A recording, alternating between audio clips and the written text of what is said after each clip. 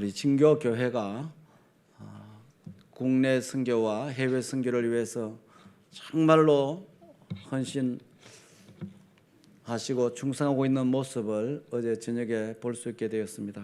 모든 영광을 주께 돌립니다. 저는 지금부터 34년 전에 우리 KPM 파송을 받아서 일본으로 들어갔습니다.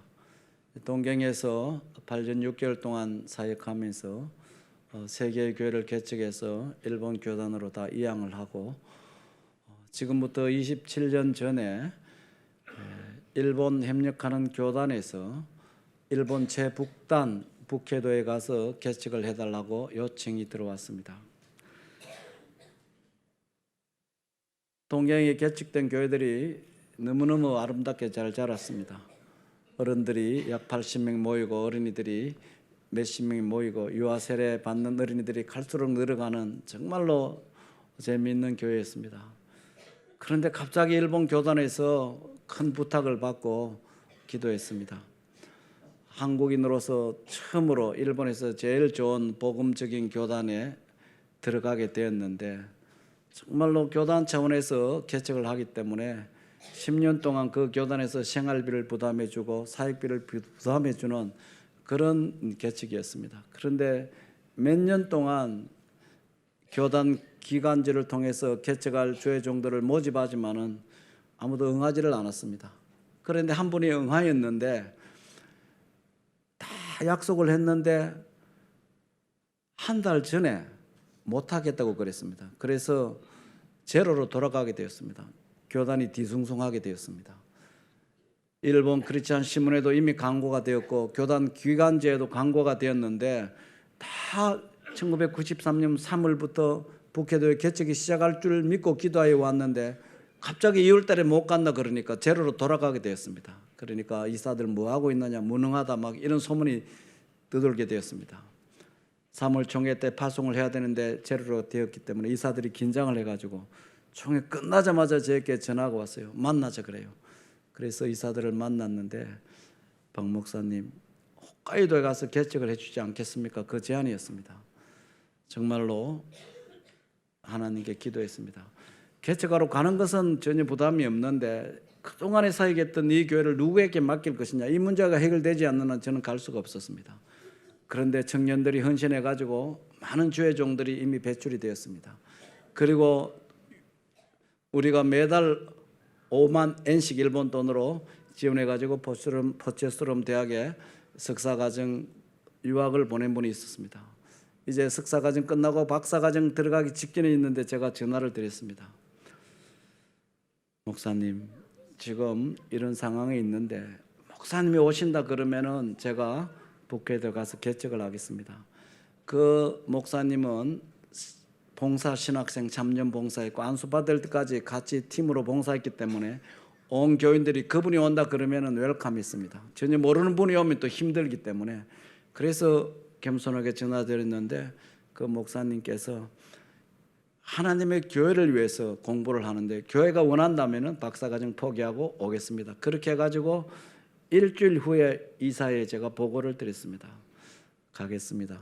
그렇게 해가지고 이렇게 가게 되었습니다. 그때가 1993년 10월이었습니다. 1살, 4살, 6살, 8살 내 아이를 데리고 교인도 한 명도 없는 그곳에, 아는 사람도 한 명도 없는 그곳에 이제 개척을 하러 갔습니다. 교단에서 조그마한 단독 주택을 하나 마련해 주었는데 그곳에서 설립 예배를 드립니다. 제가 단독 주택이기 때문에 그 리빙에서 예배를 드리는데 조그마한 강단 하나 마련해 가지고 제가 서가 있고 1살, 4살, 6살, 8살 4명이 앉아 있고 그 뒤에는 집사람이 앉아 있고 또 집사람이 제일 교포 3세이기 때문에 장인 장모님이 동경에서 올라오셔 가지고 뒤에 앉아 계셨습니다. 그런데 예배를 시작하려고 하니까 눈물이 나서 예배를 잘 진행하기가 어려웠습니다. 억울해서 나오는 눈물이 아닌데 저도 모르는 사이에 눈물이 계속 나요. 저 찬송을 하는데도 눈물이 나서 이어가기가 어려웠습니다. 그런데 어린 4명의 아이들이 앞에 보면 아빠가 울고 있고 뒤로 돌아보면 엄마가 울고 있고, 이 어린 아이들이 보통 때 같으면은 떠들어야 되는데 분위기가 그런 분위기 속에서 1살짜리도 잘 앉아 있었습니다. 그래서 마태복음 16장 내가 이 반석에 내 교회를 세우리니 음보의 권세가 이기지 못한다는 그 말씀을 읽고 아이들에게 정말로 눈물을 절제하면서 왜 아빠와 엄마가 삿포로에 왔는가, 이것을 설명해 주는 것이 바로 첫 주일 예배였습니다. 가정 예배가 아니었습니다. 첫 예배였습니다. 그래서 아빠와 엄마가 삿포로에 온 목적은 교회를 세우기 위해서 왔다. 그런데 교회의 주인은 죽은 자 가운데서 살아나신 예수님이 교회의 주인인데 예수님보다 더 강한 분은 이 세상에 한 사람도 없다. 어느 누구도 예수님을 이길 수 없다고 하면서 지금은 친구가 없고 교인이 없더라도 실망하지 마라. 하나님께서 이 교회의 주인이기 때문에 책임지신다는 그 말씀을 끝내고 찬송하고 헌금하고 딱 끝내니까 20분 만에 모든 것이 다 끝났습니다. 그래서 제가 인도한 주일 예배 중에서 가장 짧게 끝낸 예배가 바로 첫 주일 예배였습니다. 이제 끝난 다음부터 이제 복음 사역을 시작합니다. 일본에서는 이사를 가면은 타월 한 장 하고 그리고 간단한 선물을 준비해 가지고 집집마다 가서 배를 눌려 가지고 이사 와서 인사하러 왔습니다. 그러면 문을 다 열어줍니다. 교회에서 왔습니다. 그러면 아무도 안 열어줘요. 그래서 동경에서 이사를 왔는데 인사하러 왔습니다. 그렇게 하면서 집사람하고 계속 방문하면서 우리가 이런 분이라는 것을 알려야 되는데 그때 당시에 통일교가 엄청나게 떠들었기 때문에 한국 사람만 보면은 전부 다 통일교로 착각하는 그런 시기였기 때문에 우리가 종이 한 장에 우리 이력서를 썼습니다. 이런 분이고 자녀들은 4명인데 어느 유치원을 가고 어느 초등학교를 가고 잘 부탁한다는, 그래야 오해를 받지 않기 때문에 선물과 그것을 주면서 사실은 저곳에서 교회를 개척하는데 우리 정말로 처음 왔기 때문에 모르는 것이 너무 많습니다. 잘 지도해 주십시오 하면서 설명하고 전달하고 그렇게 하면서 막 계속해서 집집마다 방문해가 인사하는 것이 사역의 첫 일이었습니다. 인사가 끝난 다음에는 교회 안내서를 만들어 가지고 이제 우리 아츠베츠 구가 12만 명 인구에 5만 세대가 살고 있습니다. 그래서 5만 장을 만들어 가지고 한 가정당 교회 안내서를 한 부씩 배달하는 것을 목적을 하고 3등분하는 교회 안내를 만들었습니다. 그래서 아이가 4명인데 딱 한 장 접어주면은 1엔씩을 애들에게 줍니다. 그래서 애들이 100엔을 받기 위해서 하루에 100장씩을 접어주면은 400장을 적게 되는데 깨끗하게 안 접으면 1엔을 또 받게 돼 있어요. 그래서 애들이 그 일을 하고 오전 되면은 집사람과 저랑은 그걸 들고 한 집 한 집 가서 또 인사하고 또 그걸 전달하는 일을 하고, 그때 우리 함양이 고향인데 어머니께서 와 계셨습니다. 그래서 저희 어머니는 저희들이 배부하러 가면은 강단 밑에 엎드려서 기도를 합니다. 그래서 가족 7명이 똘똘 뭉쳐가지고 하나가 되어가지고 교회를 시작했습니다. 그래서 1년 지나니까 한 10명이 세례받고 2년 지나니까 또 20명이 세례받고 평균 1년에 10명씩 이제 세례받고 교인들이 늘어가게 되었습니다. 그 교회가 벌써 26년이 지났습니다. 세례교회 몇 명 되었겠습니까? 1년에 평균 10명입니다.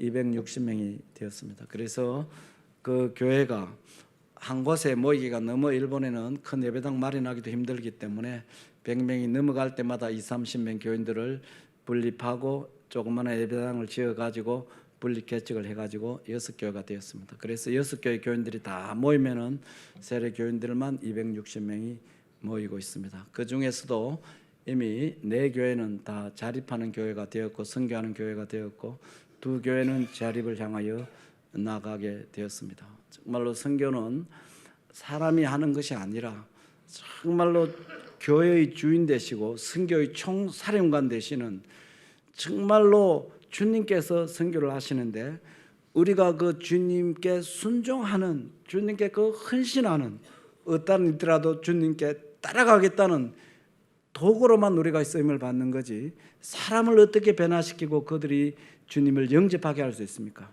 삼위일체 하나님의 사역인데, 하나님께서는 우리처럼 부족한 사람이지만은 하나님의 사역에 우리를 동력자로 인도해 주셨습니다.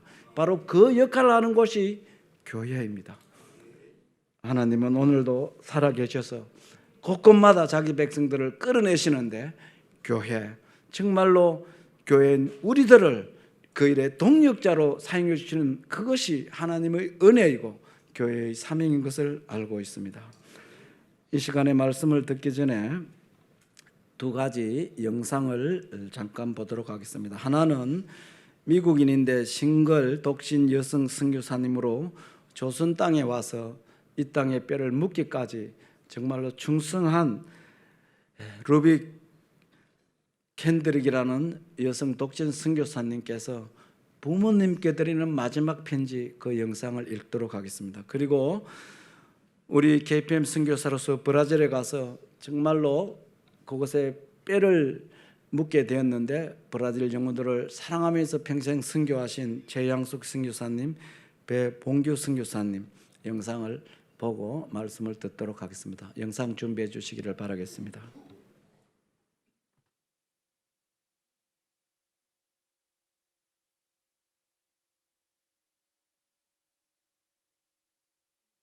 조선 땅에 오기 전 그들의 심었던 꽃들이 활짝 펴났다는 소식을 들었을 때 오늘은 종일 집생각만 했습니다. 그 조선은 참 아름다운 곳입니다. 모두들 하나님을 닮은 사람들 같습니다. 선한 마음과 복음에 대한 열정을 보아 아마 10년이 지나면 주님의 사랑이 넘치는 곳이 될 것 같습니다.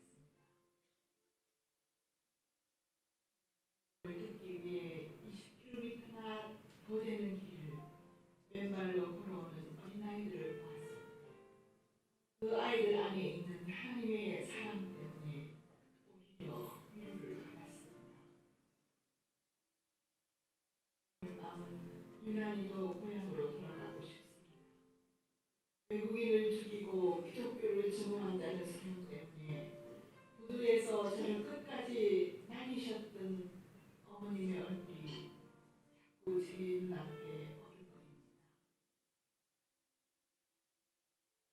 어른거립니다. 아버지, 어쩌면 이 편지가 마지막일 수도 있을 것 같습니다. 저는 이곳에 작은 씨앗이 되기를 결심했습니다. 제가 씨앗이 되어 이 땅에 묻히게 되었을 때 아마 하나님의 시간이 되면 조선 땅에는 많은 꽃들이 피고 그들도 또 여러 나라에서 씨앗이 될 것입니다.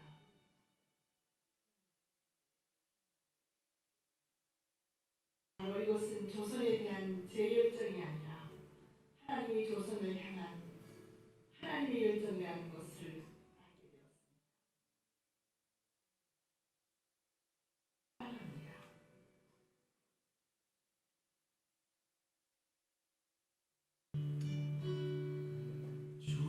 주께서 주신 동산에 땀 흘리며 씨를 뿌리며 배부른 삶을 드리리 날 사랑하시는 내 주님께 이 바람 앞을 가리고 내 육체는 쇠잔해져도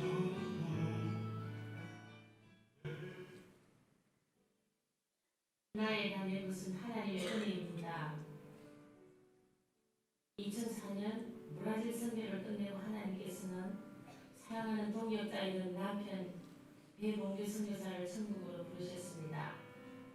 그 아픔이 너무도 커서 통곡의 기도를 드리고 못 먹고 못 자며 기도로 버티며 살았습니다. 몸과 마음의 지침으로 저는 걸어다니는 종합병원이 되었습니다. 하지만 살아서 역사하시는 하나님께서 지쳐있는 제 손을 붙잡아 일으켜 세워주셨습니다. 현재 하나님께서는 난소암을 제게 선물로 주셔서 항암 치료를 하며 하나님과 더 깊은 대화를 나누게 하시고 자녀된 특권을 뼛속 깊이 체험하게 하십니다. 육체는 연약하나 마음은 늘 하나님의 사랑으로 충만합니다. 기쁨, 평강, 성령 충만을 순간순간마다 주십니다. 고개 숙여 무릎 꿇으면 감사의 눈물이 펑펑 쏟아집니다. 주님은 제게 말씀하십니다. 사랑하는 내 딸아 부르짖으라. 내가 이루리라. 아직도 저는 너무 할 일이 많습니다. 어서 항암 치료가 끝나면 브라질 나의 선교지로 달려가고 싶습니다. 나의 나 된 것은 하나님의 은혜로 된 것이니 내게 주신 그의 은혜가 헛되지 아니하여 내가 모든 사도보다 더 많이 수고하였으나 내가 아니요 오직 나와 함께 하신 하나님의 은혜로다. 고린도전서 15장 10절의 말씀입니다. 나의 나 된 것은 하나님의 은혜입니다. 심령 막성하신 나의 아버지 하나님을 찬양합니다. 아멘. Tudo que sou, tudo que tenho, estão diante de ti, Senhor. Minhas fraquezas e alegrias, a ti entrego agora, Senhor. Ofereço minha vida a ti, usa o meu viver para tua glória. Os meus dias são teus, Senhor, que seja o meu louvor, sacrifício agradável. Minha vida eu te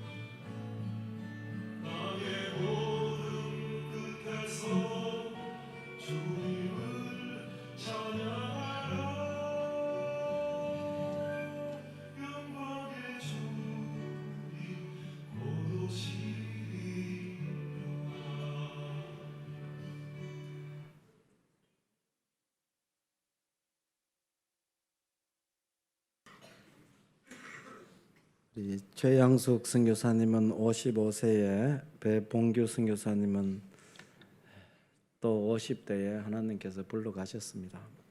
그러나 그 자녀들이 또 헌신해가지고 또 그 형제간들이 헌신해가지고 브라질 선교를 계속 이어가고 있습니다.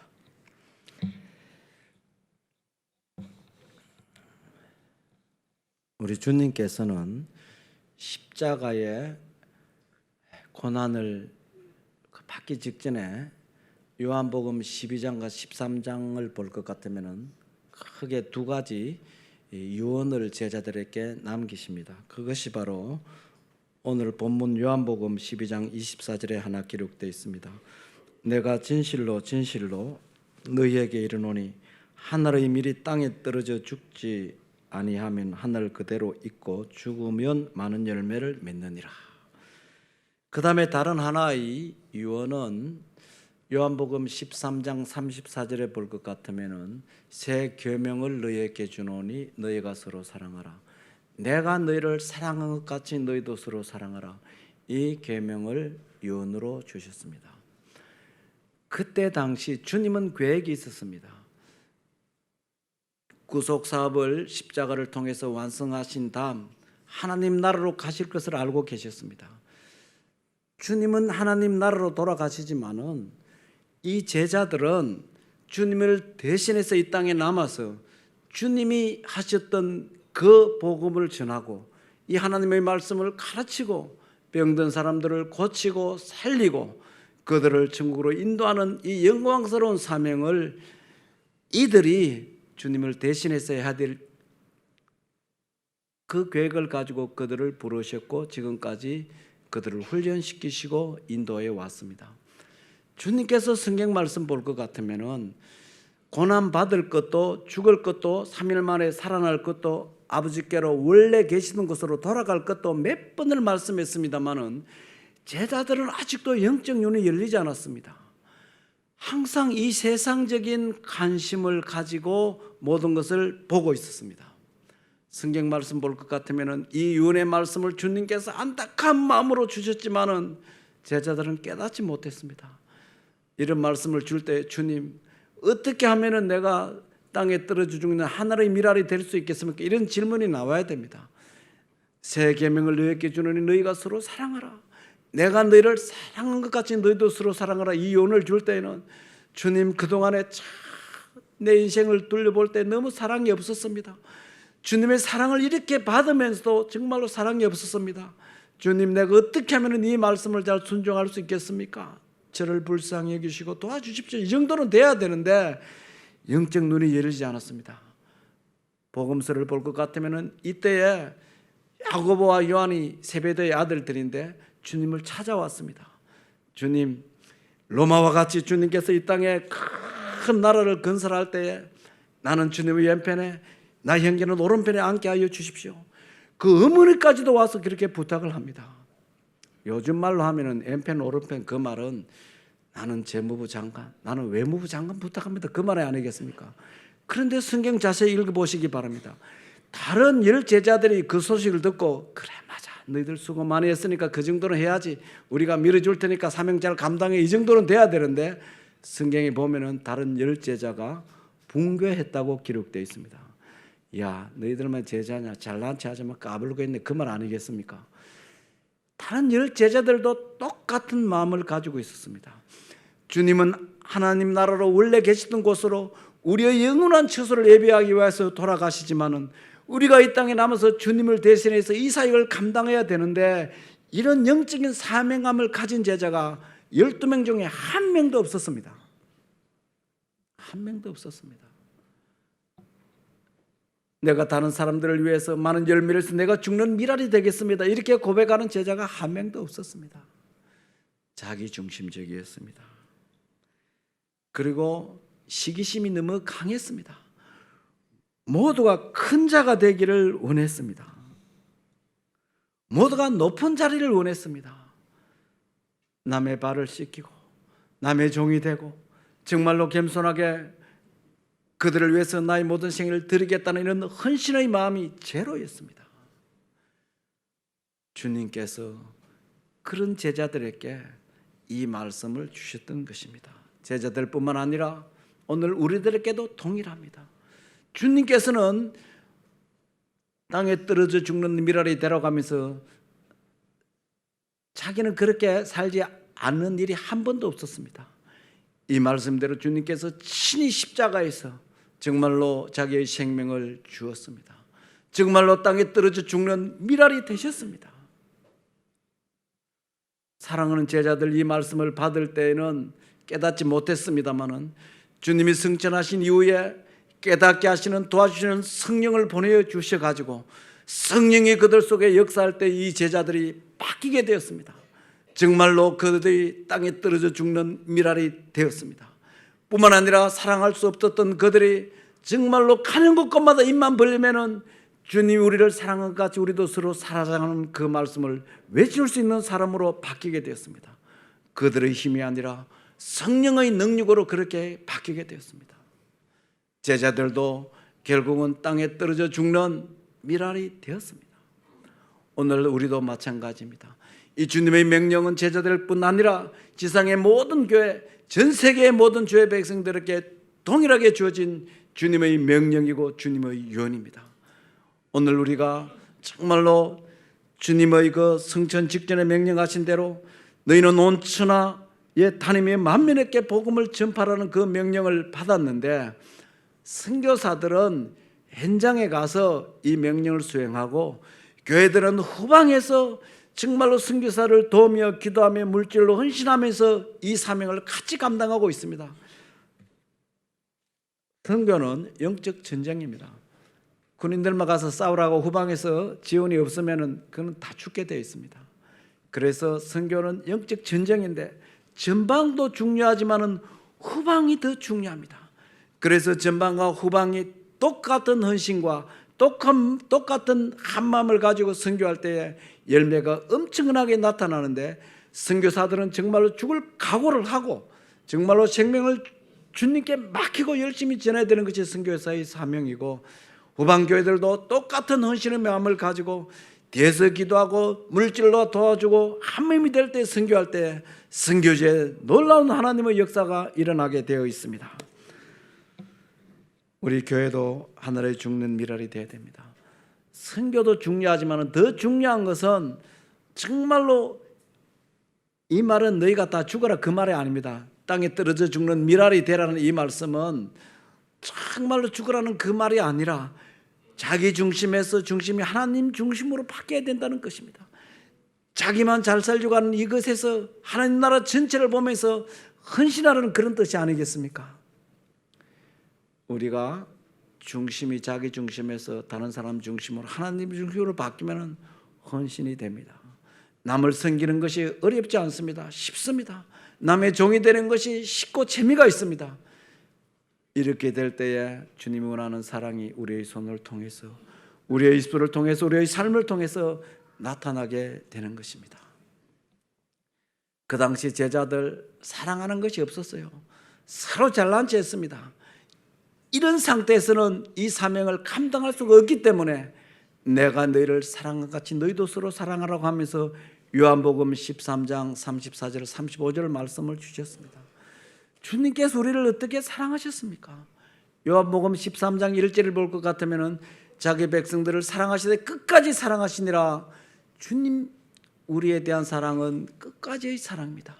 우리가 실패하고 우리가 부족하고 우리가 쓰러지더라도 주님은 우리를 버리지 않고 끝까지 영원토록 사랑해 주시는 그 사랑으로 우리를 사랑해 주셨는데 그 사랑을 가지고 너희들이 세상에 나가라고 지금 가르쳐주고 있습니다. 교회 안에 이 주님의 사랑이 넘치면은 복음을 전하는 것이 재미가 있고 스릴이 있고 현장에 들려오는 하나님의 능력의 소식을 듣고 정말로 더 말씀 붙들고 기도하고 싶은 이런 영적 그 거룩한 소원들이 이렇게 나오게 될 것입니다. 우리 진교교회가 그동안의 선교를 잘하고 있는 것을 너무나도 하나님께 영광 돌리고 싶습니다. 앞으로도 우리가 복음을 전할 때에 중요한 것은 우리가 땅끝까지 다 나가지는 못하지만 사명을 가지고 있는데 적어도 두 가지 자세가 오늘 본문을 통해서 가르쳐 주었습니다. 우리 한 사람 한 사람이 정말로 주님처럼 제자들처럼 땅에 떨어져 죽는 미랄이 되면은 싹이 나 있습니다. 여러분 우리 농사 짓지 않습니까? 저도 함양에서 농사 많이 지었습니다. 미랄을 하나를 책상에 두면 천년 만년이 돼도 하나를 그대로입니다.